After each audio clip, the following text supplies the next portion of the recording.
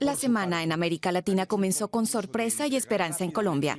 Humberto de la Calle, jefe negociador del gobierno colombiano, anunciaba el compromiso del Ejecutivo y las FARC para la búsqueda de los más de 45.000 desaparecidos que ha dejado el conflicto guerrillero. De la Calle dio algunos detalles de este histórico pacto. Dijo que la guerrilla entregará pronto coordenadas de ubicación de restos de muertos en cautiverio y de militares caídos en combate. Es la primera vez que se logra un acuerdo de esta naturaleza y también que se incluye a los desaparecidos de ambos bandos. Cuba y México aspiran a estrechar lazos. La secretaria mexicana de Exteriores, Claudia Ruiz Massieu, se entrevistó el lunes con su homólogo cubano, Bruno Rodríguez.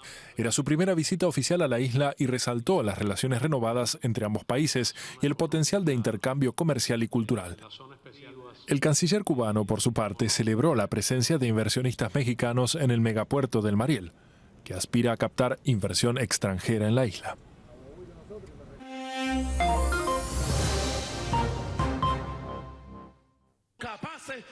Este martes, el gobierno venezolano prorrogó por 60 días el estado de excepción en Táchira y el cierre de frontera con Colombia. La decisión se produce a pesar del acuerdo alcanzado en septiembre entre los dos presidentes, Maduro y Santos, sobre el retorno de los embajadores y la normalización progresiva de la frontera.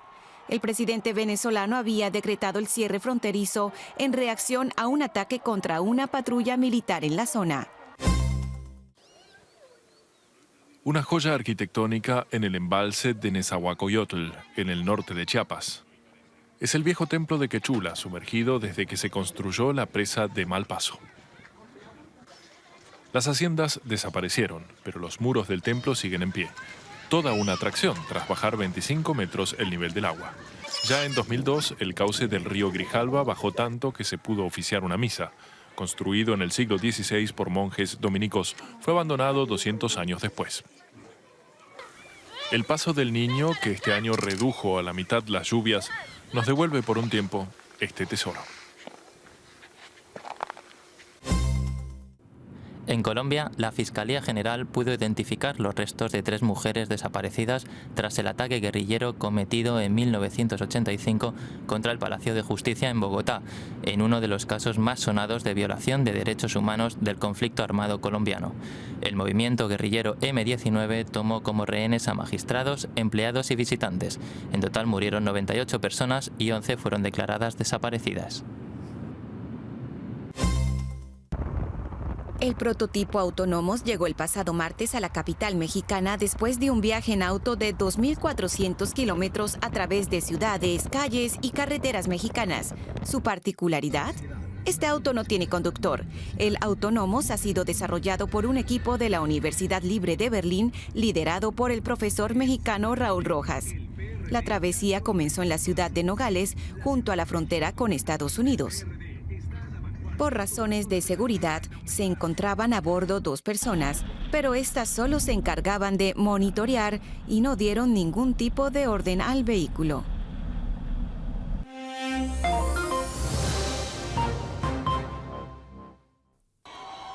El miércoles, un grupo de unas 1.000 personas se concentraron en la ciudad mexicana de Culiacán contra la gran presencia militar por la búsqueda de Joaquín El Chapo Guzmán. Efectivos de la Marina, apoyados por fuerzas estatales, realizan operativos en el estado de Sinaloa, donde se cree que se esconde el narcotraficante. La presencia de las fuerzas de seguridad, que dura semanas, genera molestias a los pobladores de la zona, que acusan a los militares de cometer abusos y actuar violentamente al registrar sus viviendas. Según las autoridades, el Chapo habría resultado herido la semana pasada cuando huía del operativo que intentaba darle captura. En Nueva York, Lilian Tintori, esposa de Leopoldo López, el líder opositor venezolano encarcelado, dio testimonio ante la Comisión Interamericana de Derechos Humanos. Allí dijo temer por su vida y la de su marido. También manifestó que su familia es objeto de persecución del Estado venezolano y que requiere ayuda del organismo para que el acoso se detenga. Además, presentó fotos del supuesto hostigamiento que probarían que su celular fue hackeado por la inteligencia venezolana.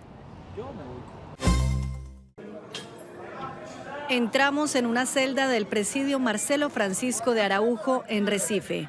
En este espacio conviven todos estos hombres. Los que pueden permitírselo pagan por dormir en una de las hamacas.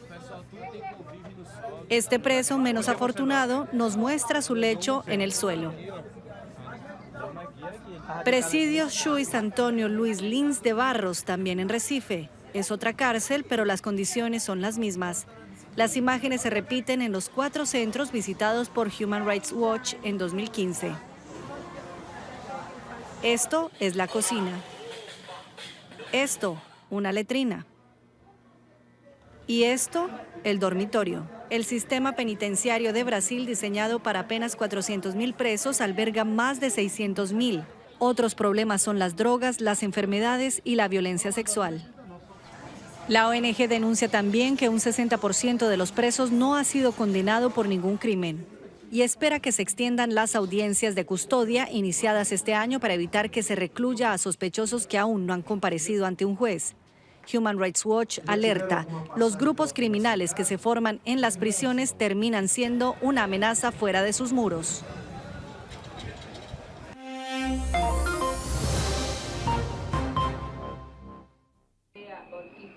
En Chile, la española Virginia Gómez y la chilena Roxana Ortiz se unieron este jueves, constituyendo así la primera pareja homosexual en legalizar su convivencia en este país.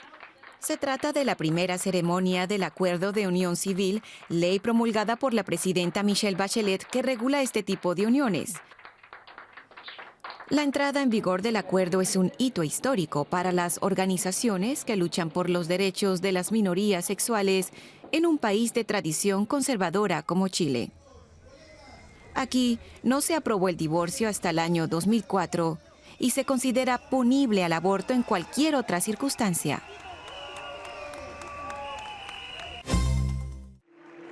Evo Morales, el primer presidente indígena en la historia de Bolivia, se podría también convertir en el primero en gobernar el país en un periodo de casi 20 años. El Tribunal Constitucional respaldó la ley de reforma parcial de la Constitución para ampliar el número de mandatos consecutivos. Si el próximo 21 de febrero los bolivianos avalan en referéndum esta reforma, Morales se podrá postular en las elecciones de 2019. Independientemente de esta decisión, Morales ya se convirtió, con más de 9 años en el poder, en el mandatario que ha gobernado Bolivia por más tiempo.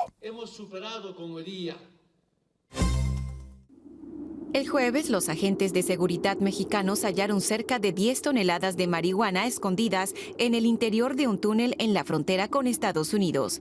El hallazgo se produjo tras varias semanas de investigación. En el operativo policial se detuvieron a 16 presuntos narcotraficantes. El túnel de unos 800 metros de longitud cruza la frontera y cuenta con sofisticados sistemas de aire acondicionado y alumbrado.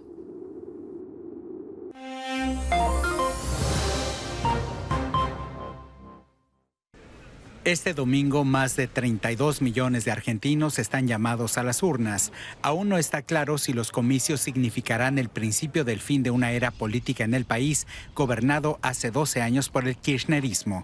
Cristina Fernández deja el sillón presidencial y se despide con una alta popularidad.